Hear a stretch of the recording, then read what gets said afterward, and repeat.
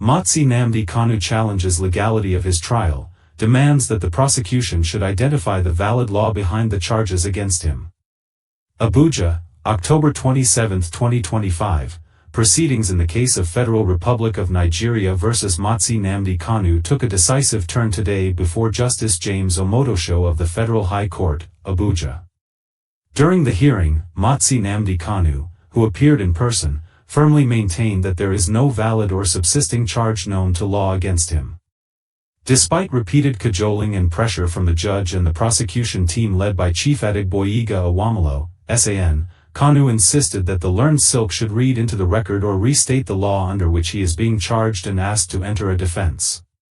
Chief Awamalo, SAN, was unable to identify any existing legal provision creating the offense alleged against Kanu, effectively confirming the defendant's long-standing position that the entire proceeding lacks a legal foundation. Justice Omotosho, in response, directed Mazi Kanu to file a written address within 4 days on the validity of the charge and serve same on the prosecution. The court expressly resisted all attempts by the prosecution to convert the forthcoming address into a final defense address, emphasizing that the issue before the court remains the validity of the charge itself, not the merits of any defense. Today's development underscores Mazi Kanu's unyielding stance that his continued trial constitutes an unlawful process, being anchored on no known or valid law. His position remains clear: there can be no defense where there is no valid charge. As soon as the court or prosecution team identify any known law that is extant and subsisting in Nigeria's corpus juris, Mazi Nnamdi Kanu will enter his defense and witnesses he listed will be called. Onyedikachi Ifedi, ESQ. In court for Mazi Nnamdi Kanu Global Defense Consortium. Alright, so a lot of you have still not gotten the picture, but let me show you something, right? This was February 28, 2017, 2 years after Nnamdi Kanu's first arrest. His first arrest was in 2015. So far so good. This whole thing not happen for 10 years, going to the 11th year now, where that guy, they're still holding, right? So in 2017, see the people that were agitating seriously for the release of Nnamdi Kanu. Soludo, the present governor of Anambra State, Utomi and other Southeast leaders demand immediate release of Nnamdi Kanu. As you can see, some Igbo leaders have demanded the unconditional release of the leader of indigenous people of Biafra, unconditional, Nnamdi Kanu. Addressing journalists on the detention of Mr. Kanu, a former governor of the Central Bank of Nigeria, Charles Soludo, described the continued detention of Mr. Kanu as unacceptable and an abuse of Mr. Kanu's right to legitimate agitation.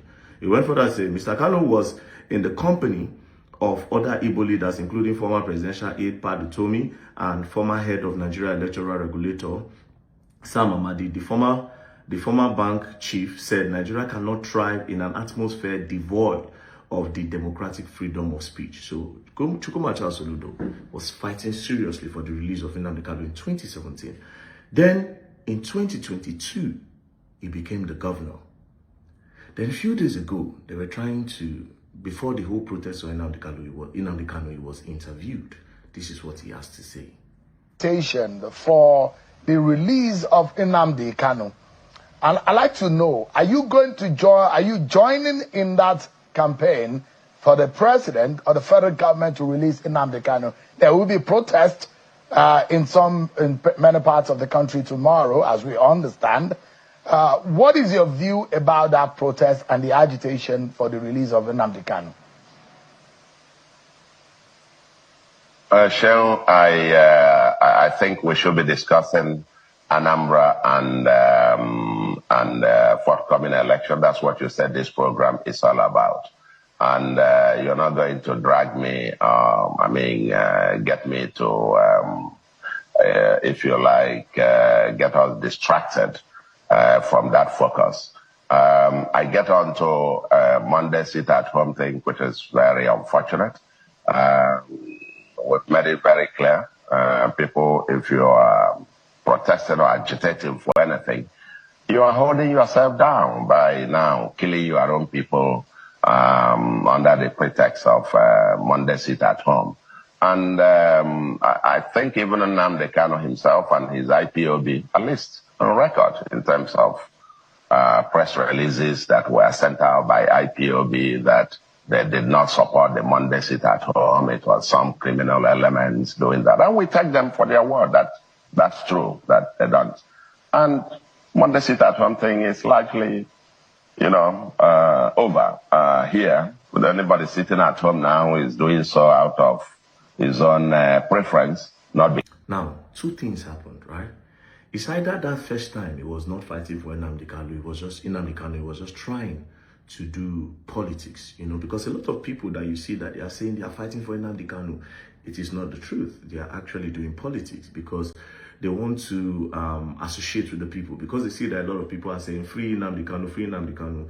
They will join heads together, they will talk about it so that they can use it to push their own political gain. That's one. Or Chukwuemeka Soludo became the governor, and then the stakeholders of the state told him that you can never, ever speak of the release of this man, because this man is a threat to our business and a threat to the peace of the state. That would be the reason that they will tell him.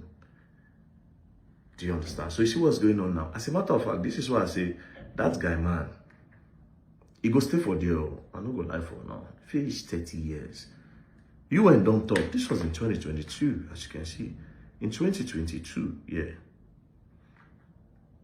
As you can see, breaking news. UN demand immediate release of Nnamdi Kanu. Courts don't talk. Courts don't release him, make it go. But the only main reason why he's there, President Tinubu is not holding him. The presidency is not. Now the people now in the continent say, I beg. That is the problem of our state. We don't want him. He is the problem of our state. We don't want that guy. So let him be there. So all these fights, where will he fight? The only way he comes out, now if him people truly want him to come back. And I'm talking about the elite, the stakeholders, the big businessmen, the governors, the politicians. If they say, okay, you don't leave the hand of NSA, government, president, you don't get anything to do with them. It's a simple thing. Is all this guy is going to terrorize us in our state. So that's basically it. Anyways, peace and love. Don't play. If you play, don't learn. I will learn the hard way. Don't play. Very Dark Man does not like the Igbos. That is why he's not talking about Mazi Nnamdi Kanu. You know what? Yeah, I think it's time for me to tell you people the truth and to let you people know what you don't know. You see, some of us are privileged to some information, but we just don't talk. Even though we know, we act like we don't know. We'll just keep on trying. Let's see if a miracle will happen. In the case of Nnamdi Kanu, he will most likely, listen to the word, Mazi Nnamdi Kanu will most likely spend another 20 years in jail. As a matter of fact, the original plan for Nnamdi Kanu is to be released when he's old, when he's weak and don't have any strength in him again to talk or to fight. What you people don't know is like this, right? The Eastern governors, the Igbos, the Eastern governors, they are the one, not just the governors, down to the elite, down to the rich Igbo men, down to the big businessmen. These people write letters. These people have meetings with security agencies and presidency that for no reason on planet Earth should they release Nnamdi Kanu. What is their reason? They claim that the Eastern region is at peace. But if they release Nnamdi Kanu, it will be a threat to national peace. It will be a threat to the peace of the Eastern region. Down to the big businessmen. I'm just telling you this thing is the fact. Down to the big businessmen. They say, no. We are okay now. We are doing our business. There's no problem. We have minor insecurity problem, right? But it is better than when you let Nnamdi Kanu to come out. So Nnamdi Kanu, all these courts you are seeing, they go courts, they good. Bro, all those things now just kamikaze. They will keep on adjourning this case for like 10, 15 years. Now, let me tell you the craziest part. Nnamdi Kanu, on the other hand, is not diplomatic. He's a fighter. He's a fierce fighter. He knows what he wants, and he does not bend to pressure. That's why even a few weeks ago, he even said it, that if he leaves the court today, say in the next few minutes, something will happen for the East. Do you understand? In the next few minutes, something is going to happen in the East. They are terrified. They are terrified. Bro, they are still doing sit at home because of this guy. They are still doing sit at home on Mondays. The government have tried to change the sit at home, but it's not working. Then imagine if you now let him come outside, where he has some core people that believe in his movement in the Eastern region.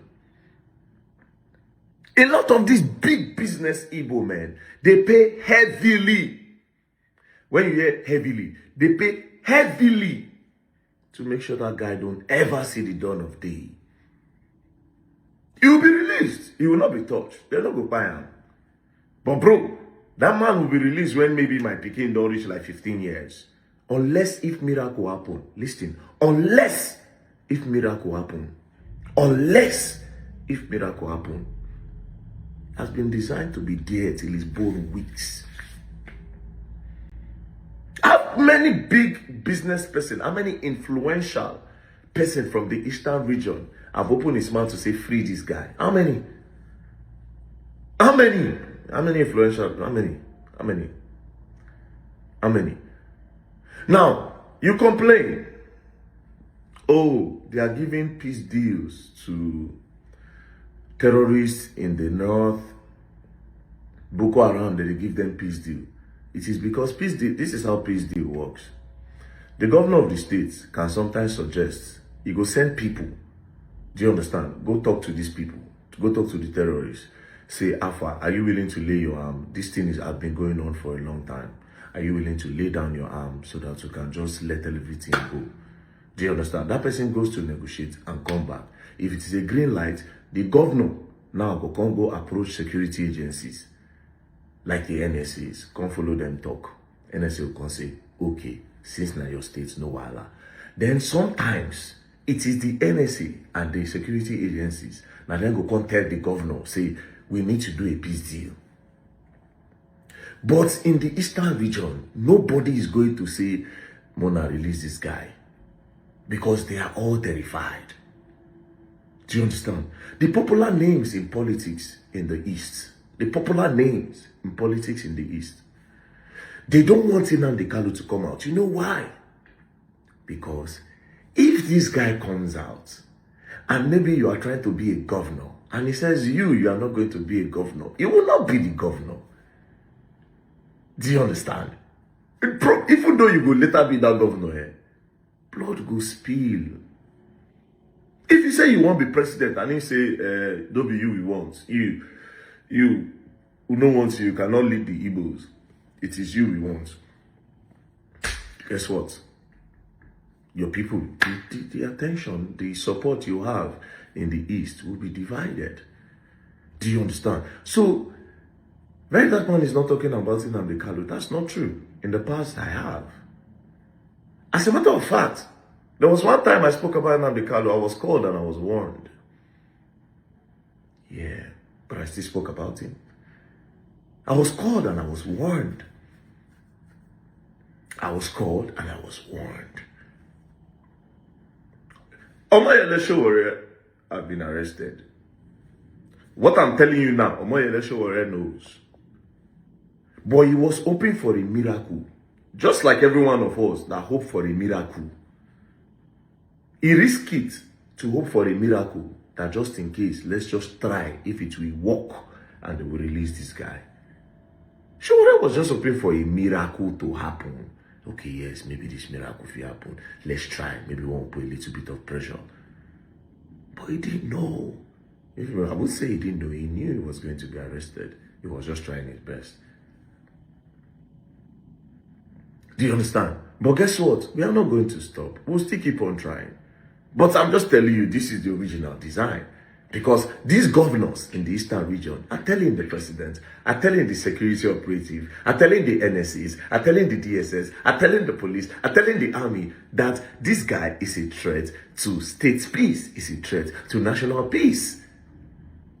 You can never let this guy go. And him, on the other hand, Nnamdi Kanu ready for sale. Now I see the letter that say, if I come out today, Aragagbandi ara unugi, Aragagbandi aragi, all of now, una go collect one after the other. So, like I said, this whole thing, it has been designed. All the court cases, so they adjourn the case for 10, 15 years. They will let him go. They will not touch him. They will feed him. They will clothe him. Anything he wants, he will get. If he wants a phone, if he wants a laptop, they give it to him. If he wants a fuck, they get him a girl. Anything he wants, yeah, they'll give it to him. Then they will leave him later. When they don't leave him at old age, they'll come give him one national award. They'll come give him one national award. They'll come say, he has been resistant, he's a leader, he's a OON. Order of the Niger. Bro. I really wish him, Nnamdi Kanu, was diplomatic though. But again, I mean, I think what he's doing is probably what I would do too if I was ever in his shoe. You understand? But he also needs to also be diplomatic. Because he know ready tell them say, okay, no Allah, no fight again. Then maybe when they come go outside, he can fight. But if they still tell them every day, say, we go scatter everywhere. And the sad part is say now, if you can't tell them, say, you no go fight again, they no go believe. They will still keep up. So please, don't put some allegation on me that because it's just because what I know you don't know. What I have seen you don't see it. The information I'm privileged to, you are not privileged to those information. So we are not the same. And this have nothing to do with the Igbo. Stop trying to force a narrative and a propaganda that I hate Igbos. This is, I don't know why you all want to do that, but it's your business. Anyways, peace and love. Don't play. If you play, you don't learn. I will learn the hard way. How far are this? Over. Yeah. Easy. You guys don't move. See. How far are this? Venga. Yeah, let's go. Venga. Put it there. Yeah. I go. All this way. Finally, we've just been released from illegal, unjust, unwarranted, and inhuman detention by the Bola Ahmed Tinubu regime, orchestrated by its illegal IGP, Kayode Egbetokun. And we're heading home. Hopefully. In fact, I'm supposed to be heading to Lagos for a protest for tomorrow. We are still checking on the flight if there's any flight. Have you seen the warning from the Lagos State government? They can warn themselves, they can't warn me. They can't warn me about my rights. They are the ones who have to warn themselves about their responsibilities. So, nothing going to stop me. This is not the first time people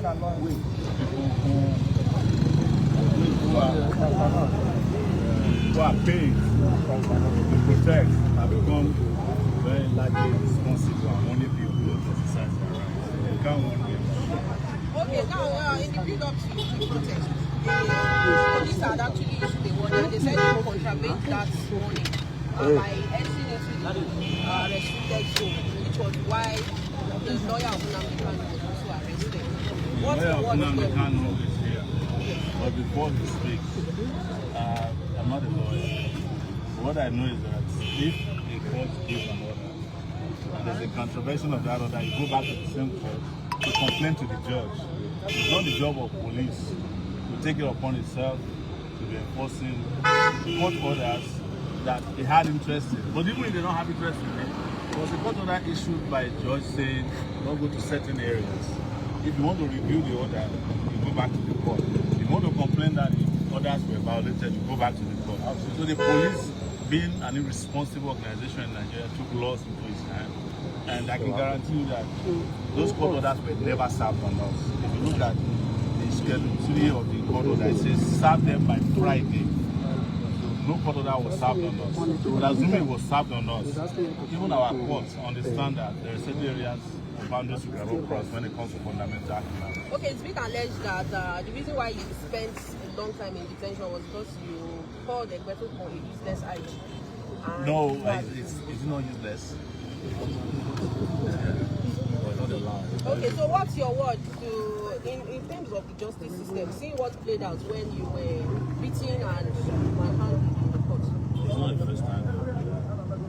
You must have seen a plethora of police attacks in 1992. Some of the police who attacked me had to fight for their retirement benefits a few weeks ago. So it's to also tell the police that are doing it now that they will soon meet their Waterloo. There's no question about that. But most importantly, our goal is to fix the country. We can't be going after small issues, including individuals. The country we want to fix, that's what is on our plate, not this individual police. I cannot be banding words, for instance, with the police PRO, who I know doesn't know his left from his right. I can't be banding words with the IGP, who I know no longer is no longer in the police force. And you cannot be IGP if you are not in the police force. And they understand it. That's why they lose their mind. So I have been through about 7 presidents in my lifetime since probably more now, since 1992. Several police IGPs. Some of them have had to help in the course of. Some of them I had to assist where they were even still serving. Yes. So these are not issues that bothers me a lot.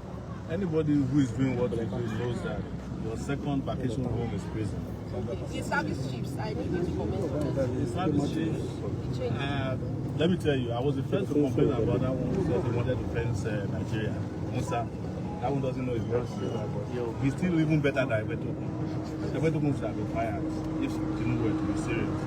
But I'm not an advisor to the president, and I particularly don't care what Tinubu does with his illegitimate regime, honestly.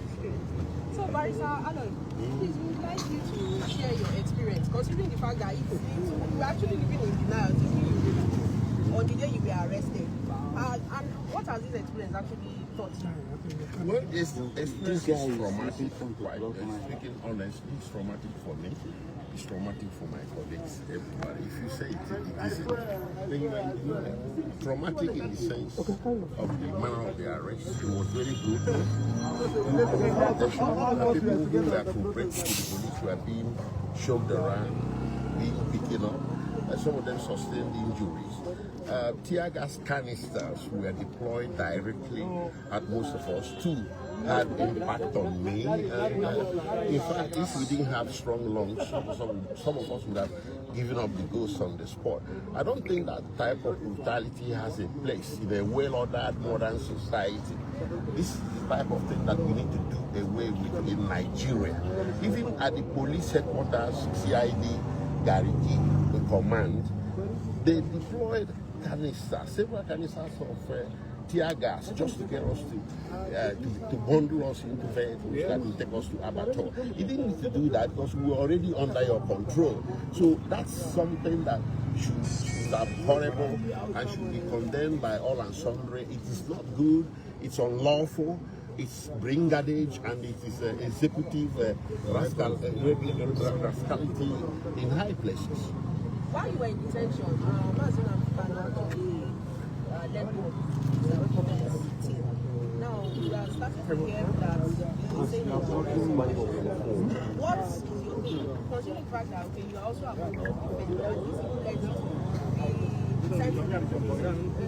when the protest was directed, let me make this clear. The protest was directed against the presidency, not against the judiciary. There are things that come first. If the presidency or the executive branch of government does not put you up for trial, no court has the authority to initiate prosecution against you. So it's a question of where to place the blame. I've noticed a lot of understanding as if we are protesting against the court. No, the court didn't initiate it. The presidency did. The attorney general did.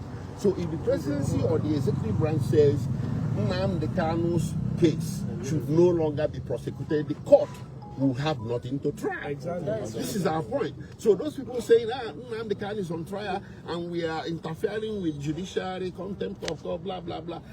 No, come on. That's complete misunderstanding of the situation. Yes. It is Tinubu we wanted to talk to. You don't have any business prosecuting a man that has done nothing wrong. Yes. And a man you brought into the country under situation that offended humanity, international law, and even Nigerian law. Yes. You don't have a business putting him up for trial. So withdraw. Under section 174, I think, of the Constitution, he can direct the Attorney General to do a nolle prosequi. It was done for sure here, right? It was done. It has been done in history for a whole lot of people. If the presidency or the executive branch or the attorney general can say we are no longer interested in the case, and that's the end of it. That was the purpose of the protest. Yes. And I was the organizer. He initiated it. Yes. Okay, by Kingdom.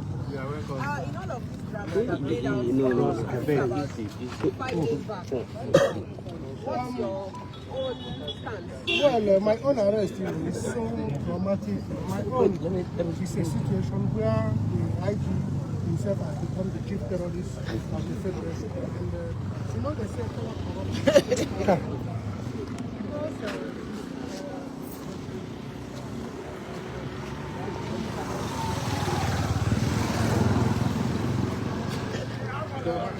Sir, I want to say something. I think there is possibility for us to take pictures now or later. I got one. You should just stay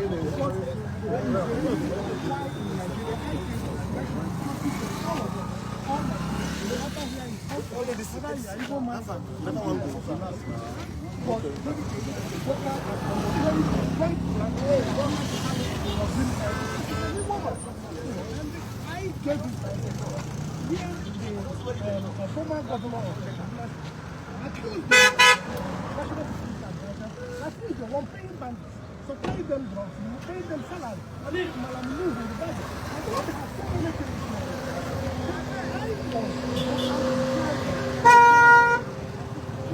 What about bro?